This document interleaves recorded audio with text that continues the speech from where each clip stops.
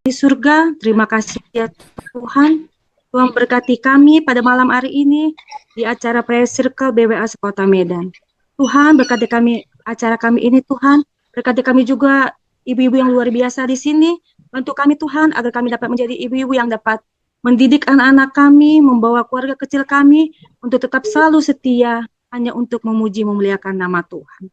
Tuhan berkati juga Ibu Rusmika Simbolon yang akan membawakan firman Tuhan, urapi dia Tuhan dengan Roh Kudus-Mu, agar ibu ini dapat berkata-kata sesuai dengan kehendak Tuhan. Berkati juga masing-masing kami Tuhan, kami serahkan acara ini ke dalam tangan pimpinan Tuhan, karena kami berdoa hanya di dalam nama anak-Mu, Yesus Juru Selamat kami. Amin. Ambil 4 hal ya yang bisa terjadi karena doa. Sebenarnya banyak yang bisa terjadi atas doa-doa yang kita sampaikan kepada Tuhan. Tapi pada saat ini saya mengambil hanya 4 aja ya, sebagai contoh buat kita, menjadi pelajaran buat kita, menjadi contoh buat kita. Yang pertama adalah doa mampu mencurahkan berkatnya bagi kita. Ini boleh kita baca di dalam buku Ayub pasal 2. Kita tahu bagaimana kehidupan Ayub. Dia seorang hamba Tuhan yang luar biasa. Dia setia. Dia selalu mengandalkan Tuhan di dalam kehidupannya. Orang yang setia bukan berarti dia terlepas dari penderitaan, kesusahan, penyakit. Sama seperti yang dialami oleh hamba Tuhan ini, yaitu Ayub. Dia jatuh sakit, ya, sampai dia apa? Hampir meninggal. Saking ngerinya penyakit yang dia derita. Dan bukan hanya penyakit saja yang dia terima. Anak-anaknya bagaimana? Meninggal. 10 anaknya dititipkan Tuhan kepada Ayub. Semuanya meninggal. Harta bendanya bagaimana? Habis semuanya. Ludes. Tapi walaupun demikian, hamba Tuhan ini, Ayub, dia tetap apa? Setia kepada Tuhan. Dia tidak pernah menyalahkan Tuhan. Dia tidak pernah mengeluh kepada Tuhan. Kenapa harus begini Tuhan? Padahal saya orang yang setia. Ya. Yang kedua adalah doa mempercepat Tuhan turun tangan. Ini boleh kita baca di dalam buku Hakim-Hakim 6, ya, buku Hakim-Hakim 6, di mana pada saat itu bangsa Israel lagi ditindas oleh orang Midian. Kenapa? Karena mereka tidak menyembah Allah. Mereka tidak sadar bagaimana Allah sudah menuntun mereka keluar dari tanah Mesir. Tapi mereka tetap menyembah apa? Berhala. Dan akhirnya kehidupan mereka sangat sengsara. Mereka ditindas oleh bangsa Midian, orang Midian. Tapi Tuhan meminta Gideon untuk membawa bangsa Israel melawan orang-orang Midian yang sudah menjajah mereka.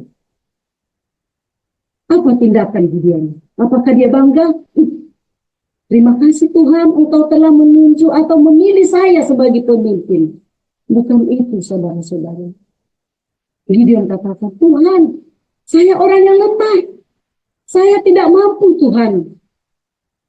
Saya orang dari keluarga yang kecil, yang tidak berdaya. Kenapa harus saya Engkau pilih, Tuhan? Gideon, dia tidak mampu untuk membawa bangsa Israel melawan orang Midian yang telah menjajah mereka. Tapi Tuhan tetap memilih Gideon. Gideon tidak bisa mengelak. Akhirnya apa dia katakan? Tuhan, berikan tanda bagiku apabila Engkau bersama-sama dengan aku untuk membawa bangsa Israel ini dapat mengalahkan orang Midian. Luar biasa doa Gideon. Akhirnya Tuhan langsung turun tangan, ya, membantu bangsa Israel mengalahkan orang Midian. Mereka mendapatkan kemenangan. Luar biasa Gideon. yang selalu mengandalkan Tuhan di dalam kelemahannya, dia ingat kepada Tuhan. Yang ketiga adalah doa bisa mengubah keputusan Tuhan. Luar biasa doa itu ya.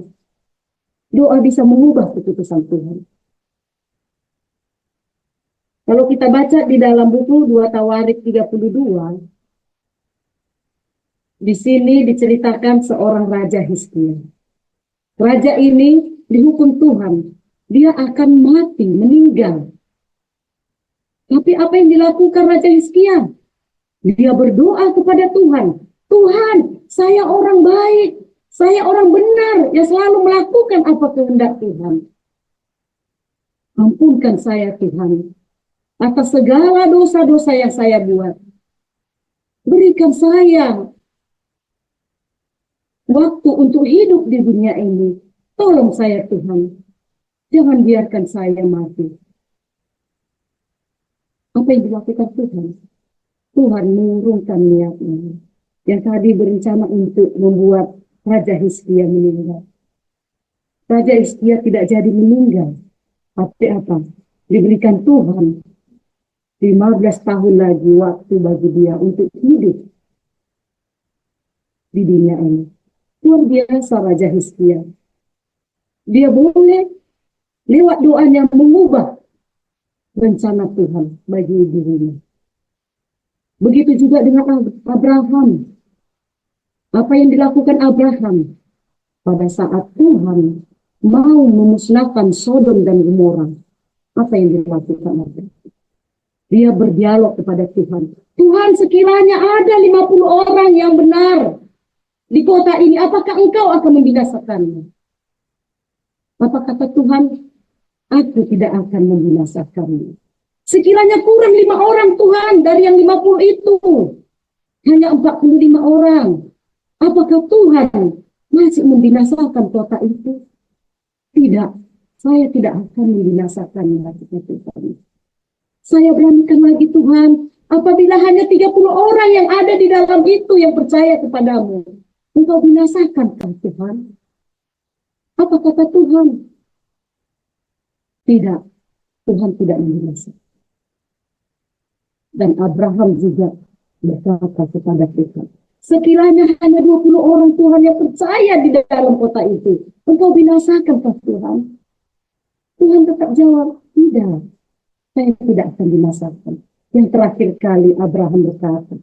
Tuhan, sekiranya hanya 10 orang yang ada di dalam kota itu. Yang percaya kepadamu Tuhan. Engkau binasakan ke kota itu? Tuhan katakan. Tidak. Tuhan tidak membinasakan kota itu. Dan Tuhan pergi. Luar biasa dialog antara Tuhan dengan siapa? Abraham. Luar biasa. Abraham menyelamatkan orang-orang yang percaya di dalam kota Sodom dan Gomora pada saat itu. Ya. Doa mampu mengubah keputusan dari Tuhan. Yang keempat, yang terakhir, doa mendatangkan mukjizat meskipun itu mustahil. Doa mendatangkan mukjizat meskipun itu mustahil. Ini boleh kita baca di dalam buku 1 Samuel 1. Di mana di situ menceritakan seorang wanita yang setia berdoa kepada Tuhan. Dia mengimani seorang ini.